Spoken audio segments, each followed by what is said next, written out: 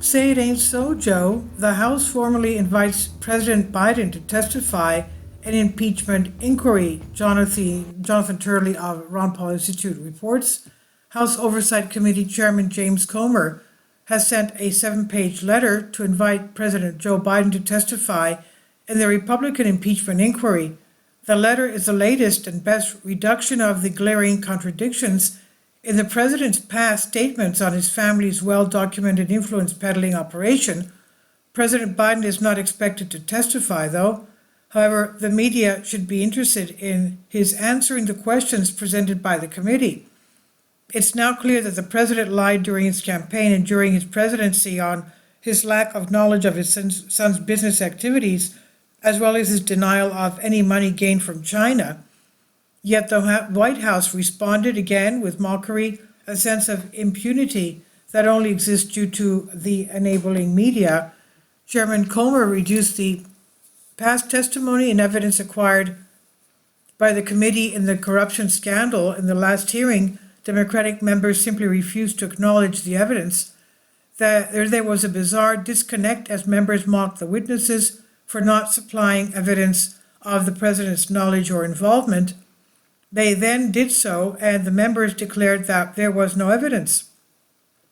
Various members also misrepresented, the writer says, my earlier testimony during the hearing on the basis of the impeachment inquiry.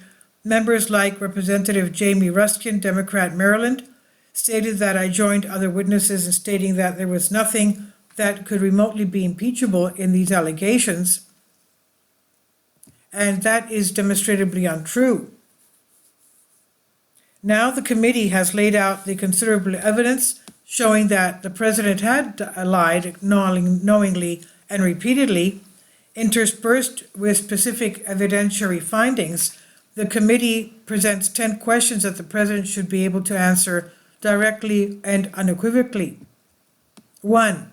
Have you met, spoken to, or otherwise interacted with Jonathan Lee of Bohai Industrial Fund and/or Bohai Investment Rosemount? 2. Have you met, spoken to, or otherwise interacted with Yi Jiaming of CEFC? 3. Have you met, spoken to, or otherwise interacted with Henry Zhao of the Harvest Fund? 4. Have you met, spoken to, or otherwise interacted with Vadim Pozarsky of Burisma Holdings? 5. Have you met, spoken to, or otherwise interacted with Mykola Zlotkevsky of Burisma Holdings?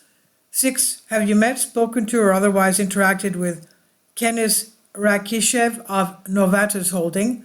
7. Have you met, spoken to, or otherwise interacted with Yelena Butrina? 8. Have you met, spoken to, or otherwise interacted with Yuri Luskov? 9. Did you ever ask your brother James Biden about the source of the funds he used to pay or repay you? 10. Did Eric Schwerin have insight into all your bank accounts until December 2017? In response, the White House Counsel Office again responded with mockery and taunting. And the writer says, I previously discussed, including my testimony in the Biden hearing, how the role of White House staff in these denials can raise serious questions under the impeachment inquiry. That has not deterred White House counsel spokesperson Ian Sams, who has been previously accused of misrepresenting facts and engaging in heavy-handed treatment of the media. The involvement of a member of the White House counsel staff issuing such a disrespectful, taunting message would have been unthinkable just a few years ago, yet the media has enabled such denial and deflection by showing no interest in the answers to any of the questions. It's part of the genius of the Biden management of this scandal. The White House quickly got reporters to buy into their illusion, making any later recognition impossible for these reporters. It is Houdini's disappearing elephant trick applied to politics. Even if most of the media refuses to demand answers, the public has a right to hear directly from the president on these specific questions. President Biden can still deny all of this countervailing evidence and say it ain't so, but he should say something. And this is reprinted here with permission from jonathanturley.org. It's on Ron Paul Institute. Please leave your comments. Thank you for your support. Kindly support my Patreon account.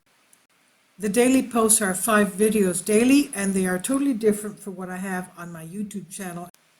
Thank you so much for your support and that you find all my content so interesting. You'll find the Patreon account details in the description box below.